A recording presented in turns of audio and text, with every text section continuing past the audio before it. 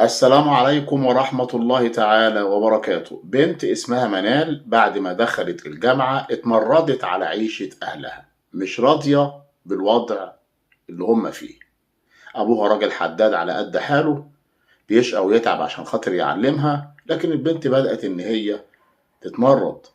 البنت بدأت تدخل على التيك توك وبدأت إن هي ترقص، وطبعا عارفين حضراتكم اللي بيحصل على التيك توك من بعض البنات. طبعا الجيران والناس والأهالي شافوا الكلام دوت، بلغوا والدها.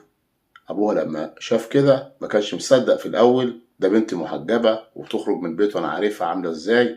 لما شافها كده اتفاجئ، إيه المنظر اللي أنا شايفه ده؟ مسك بنته لما جه واجهها. طب انتي متصورة الصور دي فين وترقصي فين؟ ودي من شقتنا. أتاري هي بتروح شقة لواحد مقسم الشقة بتاعته اوض، بيقعد فيها البنات يخشوا على اللايفات وهو بيكسب من وراهم، ويدي الواحدة في اليوم 500 جنيه. بسم الله ما شاء الله. يعني هي بدأت إن هي تكسب في الشهر 15,000 جنيه. لما أبوها عرف الكلام دوت وعرف إن هي بتخش على اللايفات، وبنته جابت له يعني العار من اللي سمعوا من الناس ومن الجيران ومن الأهالي، هنا خدت بعضها وسابت له البيت ومشيت. انت كمان لسه هتقعد تقول لي انت بترقصي وانت بتعملي؟ وخدت بعضها ومشي. البنت عملت ايه؟ بدل ما تروح الشقة بقى اللي هي كانت بتشتغل فيها ديت، لا، دي هي كانت حوشت لها قرشين ومعاها قرشين تمام التمام، وراحت خدت شقة، أجرت شقة في التجمع في الدور الأرضي، على أساس إن هي تفتحها شقة زي اللي هي كانت شغالة فيها، تبقى هي بقى المديرة وعندها الأوض والناس تدخل على اللايفات وكده. وبعدين هي قالت إيه بقى؟ هو أنا لسه بقى هعمل لايفات ومش لايفات والكلام الفارغ ده؟ لا لا لا لا. راحت مشغلة الأوض ديت اللي عندها في الشقة، وشغلت عن معاها 10 بنات للأسف في الإيه؟ في الشغل اللي حضراتكم عارفينه والعياذ بالله، اللي هي الليالي الحمراء، يعني الأعمال المنافية للآداب. الساعة ب10,000 جنيه، إنما الساعة معايا أنا بقى، أنا الملكة، بكام؟ ب20,000 جنيه. هنا في يوم من الأيام واحد، طبعا هي كانت بتجيب الرجالة ديت والشباب دول، بتستقطبهم بقى عن طريق الإيه؟ وسائل التواصل الاجتماعي وكده والرسائل والحاجات ديت، وده بيجيب ده وده بيجيب ده، وتقول زباينها. طب والناس في المنطقة؟ لا، الناس في المنطقة واخدين إيه بقى؟ فكرة إن هي واحدة بتقول فاتحة كسنتر، والشباب رايحين جايين بيتعلموا جوه في السنتر، هي بتدي دروس. هم فاكرين كده منطقة هادية بقى وكل واحد في حاله. المهم، اللي حصل هنا ان في واحد اتفق معاها هي بقى، قالت له لا، انا معايا انا الساعة ب20,000 جنيه، ده انا الملكة. قال لها موافق، مفيش اي مشاكل. وراح ودخل معاها الأوضة، وطبعا البنات الباقيين كل واحدة في أوضة مع يعني هي البنت ديت مصاحبة 10 بنات، هم اللي بيجوا يعملوا والعياذ بالله الحاجات دي.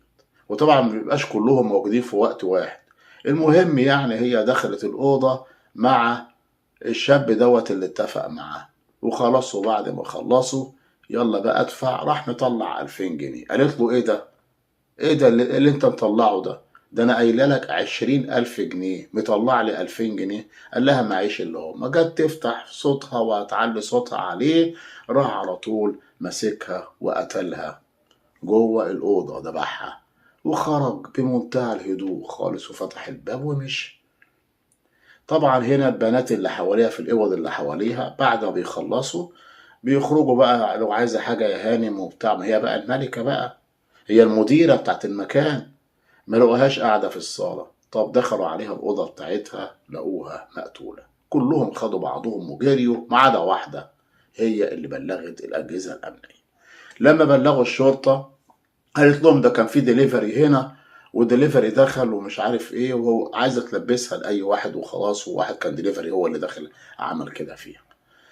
طيب، هنا بتفريغ الكاميرات لقوا الشاب ده اللي داخل عندها. طبعا المنطقه دي كلها بتبقى كلها كاميرات. الشاب ده اللي دخل عندها، وهو الشاب ده اللي خرج، وجابوا الشباب كلها اللي دخلوا واللي خرجوا لغايه ما جابوا ده بقى.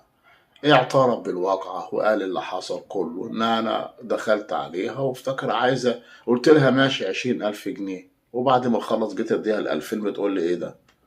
رحت قاتلها. وادي اخرة المشي في الحرام وسوء الخاتمة والعياذ بالله. ما عجبهاش عيشة اهلها، وبسم الله ما شاء الله بقى كسبت ودخلت لايفات وبقت معاها فلوس، خدت شقة في التجمع أجرتها علشان خاطر الأعمال المنافية للآداب، وتم القبض على ال10 بنات طبعا كلهم اللي كانوا مترددين على المكان. ادي اخرة المشي في الحرام. لله الامر من قبل ومن بعد. بشكركم جدا، بتمنى من حضراتكم الاشتراك في القناة، تفعيل زر الجرس. والسلام عليكم ورحمة الله تعالى وبركاته.